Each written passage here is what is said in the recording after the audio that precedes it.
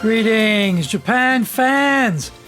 In today's show, we are going to look at going from staff member, to leader.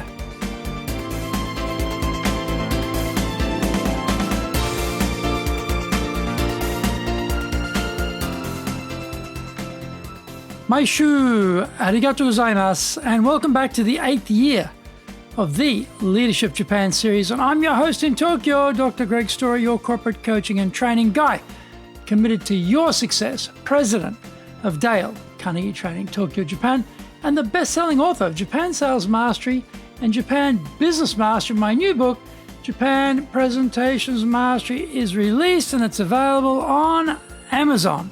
We are broadcasting around the world from Minato-ku in the center of Tokyo, the leadership capital of Japan. Now, this podcast brings insights, examples, and experience about leading in Japan. And trust me, it is different here. Don't forget to subscribe and share this podcast with your family, friends, and colleagues. We are not being sponsored by Libsyn, but we value your privacy, which is why we have our podcast hosted by Libsyn, who, unlike many other podcast hosts, have a strict policy that does not allow access to your private information by anyone. Here is our daily podcast lineup on iTunes. Mondays, the Cutting Edge Japan Business Show. Tuesdays, the Presentations Japan series. Every second Tuesday, the Business Tatsujin no Oshie Show. Wednesdays, the Sales Japan series. Thursdays, the Leadership Japan series. And every second Thursday, the Business Pro Podcast Show. Fridays, the Japan Business Mastery Show. And Saturdays, Japan's top business interviews. Before we get going, today's handy Japanese phrase is hodo hodo ni ne, hodo hodo ni ne, hodo hodo ni ne, which means, again, this is very colloquial Japanese, very informal Japanese. You're not going to use this with clients.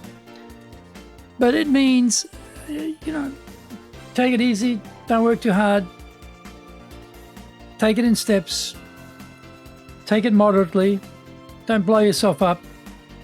Hodo hodo ni ne. Hodo hodo ni ne. Hodo hodo ni ne.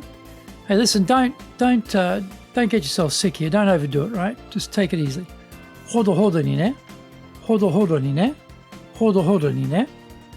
This is episode number 435, 435. And today we are talking about balancing people and process and leading and doing. We are super busy people, hitting our targets, ploughing through the workload, coming in early, staying late, working weekends, constantly studying and investing in ourselves, and then it happens. We get promoted to be the leader, to be in charge of other people, usually our erstwhile colleagues. Our brain, though, is still in production mode. We don't only have the results we were personally accountable for before, but now we're accountable for the entire team's production as well. We have to make that mental leap from being in total control of what we were doing to being in zero control over what others do. We immediately gravitate toward the mechanical pieces of the job because they are the easy bits. Checking the numbers, the milestones, the sequencing, the reporting, the details, etc. are all doable for us. We are not yet a leader, though, because we have decided to become a manager. What the organization is in dire need of, though, are leaders, not managers. Managers are a dime a dozen, but leaders, good leaders, are like rare metals. You have to excavate through a lot of managers, a lot of dross, before you find the valuable folk who can make a difference in the organization. So are you dross or a rare and valuable metal? Do you want to become a valued and recognized leader? What is the difference between a leader and a manager? A manager needs to make sure things get done on time, to the required quality, in the right order, and following the allotted budget. The systems need to be perfectly sequenced and the production volumes need to be secured. The leader needs to do all of these things plus some additional vital elements. The leader has to set the strategy for the enterprise, outline the vision, explain where we are going, create the culture, and build the people. This people bit is the hard part. There is a balance required, though, between the attention given to the people element and the process elements. If the leader focuses too heavily on the processes, then the people feel they're just like robots and the systems and their human capabilities are not being developed. This is often the micromanager who tells everyone in great detail what they should do and how they should do it. This is McGregor's Theory X leader, who is always checking up, looking for faults, mistakes, and errors. Workers are not being engaged in thinking about their jobs. They are not innovating because the boss monopolizes all of the idea generation roles. Find out more when we come back from the break.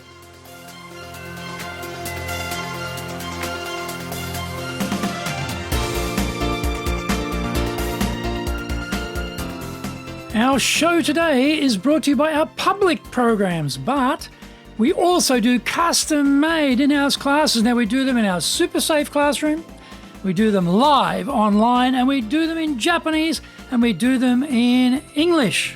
Today's show is sponsored by, on the 28th of October, we're doing time management. On the 4th and 5th of November, we're doing high-impact presentations. On the 11th of November, we're doing successful public speaking. Our website is www.dale, D-A-L-E hyphen Carnegie, C-A-R-N-E-G-I-E .co.jp. You can email me at greg.story@dalecarnegie.com. If you like learning by watching videos, then we have over 1,000 for you there at Tokyo, Japan, Dale Carnegie TV on YouTube. Get my best-selling books, Japan Sales Mastery, the Bible for selling in Japan, and Japan Business Mastery, as well as my new book, Japan Presentations Mastery. We release 3 TV shows every week on YouTube. The Cutting Edge Japan Business Show, that's a premier business show in Japan, comes out Mondays. Fridays, we have Japan Business Mastery Show. Saturdays, Japan's top business interviews, where I interview leaders in Japan from SMEs all the way up to the corporate captains of industry on one topic, leading in Japan. Every second Thursday, we release the Business Pro Television. Don't forget, you can email me at greg.story@dalecarnegie.com.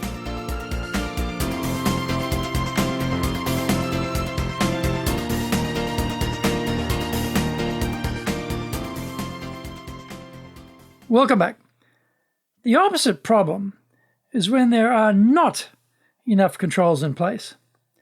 This is when we start to get safety and compliance violations because the boss is not paying careful enough attention to what the people are doing.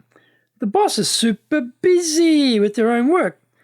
It is a free environment through neglect, not intention. But it is a bit too free. People are being developed and given greater responsibility, which is good. However, the controls have been neglected. The checking up, the follow-up, the supervision, not happening sufficiently. This is not a light issue. This is an environment where the boss can go to jail because they had accountability and didn't control what was going on. Regulators become involved and penalties can be severe. The task of the leader is to determine how much control is required to avoid safety and compliance violations, but at the same time allow enough freedom so that the people can develop, take accountability, and grow in their work. Ask yourself, have I got the controls about right? The other tension is between leading and doing. Often we become the manager because we were the best at the required tasks. It was all about us, and what we were brilliant at.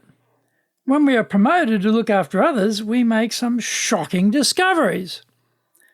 We realize the people we are responsible for are nothing like us. They have different motivations, thinking, values, and commitments to us. The temptation is to keep doing our manager tasks and also keep doing our player tasks. We don't delegate to our team because the trust is not there. We think, I don't want to be accountable for their mistakes, so I had better do it myself, and that way I know it will be okay. So we double down on our own production. That is fine, but after a couple of years, the targets keep going up, and we, as one individual, cannot possibly achieve them. We get fired because the team are not making their targets, and we are the one person accountable for the team's targets. Sit back and take another cold, hard look at what you're doing. How is your balance between what you need to be doing as a leader and what you should be delegating to the team members? We have to always be aware. Our job is to work in our business and also on our business. We should never forget that.